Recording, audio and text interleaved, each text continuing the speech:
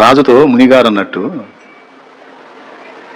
ఇంత పెద్ద రాజ్యాన్ని ఆక్రమించిన నేనే ఇంత ప్రశాంతంగా లేను మునివర్యా, మీరు ఇంత ప్రశాంతంగా ఎలా ఉండగలరు? అసలు మీకు రేపటికి ఏందో అనేది కూడా తెలియదు, మీకు లేదు కదా. నాకు ఒక రాజుని నేను బోల్డంత ఉంది, నాకు ప్రశాంతత లేదు, మీరు ఇంత ప్రశాంతంగా అంత అద్భుతంగా ఎలా ఉండగలరు అన్నాడు. అప్పుడు రాజుకి ఏమేం చెప్పాడు?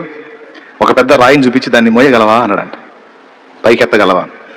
Prestige question. ఎందుకు ఎత్తలేని ఎత్తుతాను, సరిపోయి ఎత్తాను, పట్టుకొని పైకి ఎత్తు, నేను చెప్పిన దాకా పడేవాకన్నాడు.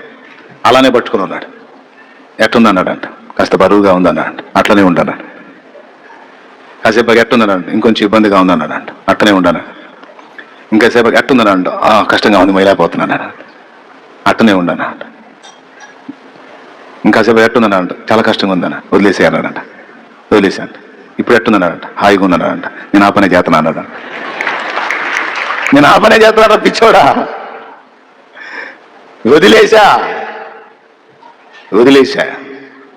లోకస్తుడేమో ఎవరి మీద వదిలేశాడు కూడా తనకు తెలియదు.